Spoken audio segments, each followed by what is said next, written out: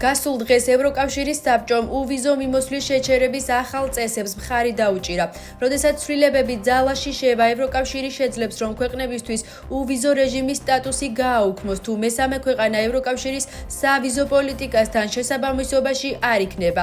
ასევე უვიზო მიმოსვლა შეიძლება გაუქმდეს, თუ ევროკავშირის ურთიერთობები რომელიმე ქვეყანასთან გაუარესდება, მაგალითად ადამიანის უფლებების დარღვევის შემთხვევების გამო. მექანიზმი უვიზო მიმოსვლის საწყისი შეჩერების 12 თვემდე გაზრდას ითვალისწინებს, ამჟამად მოქმედი 9 თვის ნაცვლად. ასევე შეიძლება საწყისი შეჩერების პერიოდი დამატებით 12 თვით გაიზარდოს. ახალი რეგულაცია ძალაში ევროკავშირის ოფიციალურ ჟურნალში მისი გამოქვეყნებიდან 20 დღის შემდეგ შევა. იგი სავალდებულო იქნება და ევროკავშირის ყველა წევრ სახელმწიფოზე გავრცელდება. აქედან გამომდინარე, ოპოზიციაში ფიქრობენ, რომ საქართველოს შესაძლოა მალე უვიზო მიმოსვლის გარეშე დარჩეს და ამაზე პასუხისმგებლობას ქართულ ოცნებას აკისრებენ. ქვეყანას ძალიან მძიმე მომავალი აქვს ივანიშვილის ხელში, ეს გამოჩნდა, იმიტომ რომ არანაირი დასავლური პერსპექტივა ჩვენ არ გაგვაჩნია, ნებისმიერი ბრმა რაც არის აქამდე სამწუხაროდ შენარჩუნებული ასევე არის განადგურების პირას, იმიტომ რომ ეს კაცი ამყარებს ამ ქვეყანაში დიქტატურას. უმძიმესი პერსპექტივა არის უვიზო მიმოსვლის შეზღუდვასთან დაკავშირებით, იმიტომ რომ უვიზო მიმოსვლა არის სიკეთე, რომელთაც სარგებლობდა საქართველოს მოსახლეობის საკმაოდ მოზრდილი ნაწილი და ეს იყო ძალიან მნიშვნელოვანი ჩვენი ქვეყნის მოქალაქეებისთვის ჯანდაცვის, განათლების და სხვა ასე ვთქვათ ეკონომიკური მათ შორის კუთხითაც და ჩვენ არაერთხელ საუბრობდით, რომ ივანიშვილის ეს პოლიტიკა ამ ხრივაც იყო ძალიან საშიში, ჩვენ მუშაობდით და რა თქმა უნდა ეხაც მუშაობთ, რომ ეს შეზღუდვა არ შეეხოს საქართველოს მოქალაქეებს. მოცულების შემდეგ თუ ევროკომისია გადაწყვეტს, რომ ჩვენთან შეაჩეროს უვიზო მიმოსვლა, ეს პირდაპირ მარტივად გაკეთდება, ამიტომ ამ კუთხით რისკები გაიზარდა.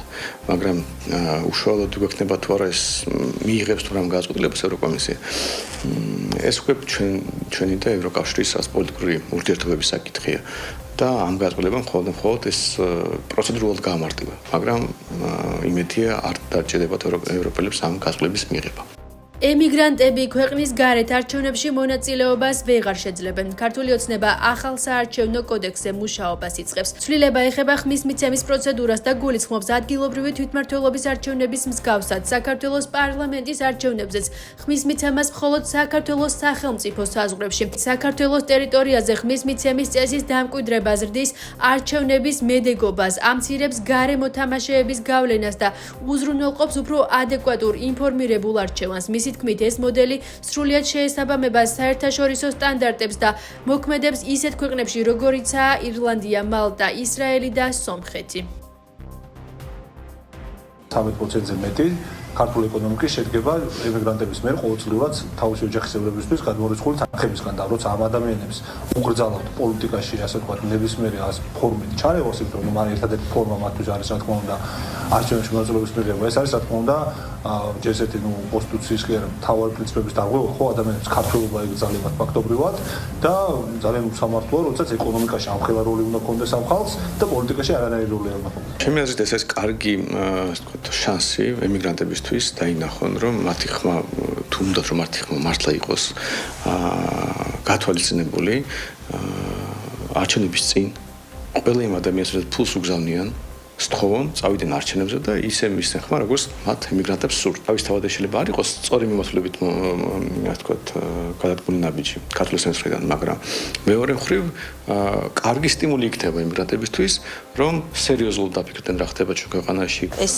არის საკუთარი ქვეყნის მოქალაქეების წინააღმდეგ მიმართული კანონპროექტი, რომლის განხილვაც იქნება ძალიან მძიმე, იმიტომ რომ დღესდღეობით ქართულ ოცნებას ემიგრანტების ეშინია, რომ მათი მხარდაჭერის იმედი არ აქვს და აი ეს არგუმენტი, რომ ეს არის უცხოური ძალების გავლენის ქვეშ, რა ანუ ის კითხვა თუ ჩამოვლენ ეს ადამიანები საქართველოში, ასევე ისინი დაუჭერენ მხარს ოცნებას. ივანიშვილი ცდილობს მილიონზე მეტ საქართველოს მოქალაქეს წაართვას ერთადერთი რამ, როგორც მოქალაქეს დარჩენილს ემიგრაციაში აკავშირებს საკუთარ ქვეყანასთან და ეს არის საარჩევნო ხმის უფლება. ეს არის შესაძლებლობა მიიღოს საკუთარ სამშობლოზე გადაწყვეტილება. ივანიშვილი ამის წართმევას ცდილობს მილიონზე მეტი მოქალაქისთვის.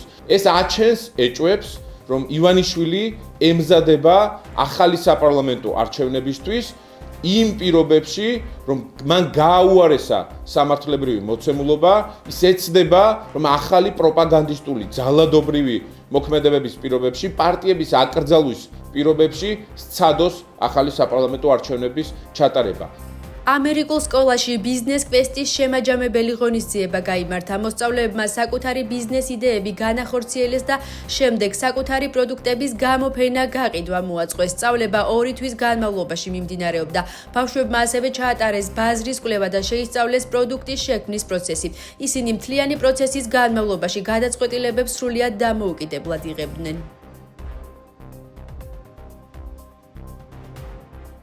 დღეს ბავშვებმა პირველად თავისი პირველი ბიზნესი გამოცადეს. ანუ სცადეს რომ გაეკეთებინათ ბიზნესი. მოვიწვიეთ მათი მშობლები, ახლობლები და გირჩელები კიდე, რომლებმაც იდეაში ეს პროექტი შესაძლებელი გახადეს, რომ შემდგარიყო. და მე მგონი, პირველი შეიძლება იმიტომ რომ ძალიან დიდი კეთილგანწყობა იყო კლიენტების მხრიდან, მაგრამ ყველას გამოუვიდა ძალიან წარმატებული ბიზნესი. და მე მგონია რომ ეს იქნება სტიმული მომავალში ბევრად უფრო უკეთესად და რაციონალურად რომ დაგეგმონ.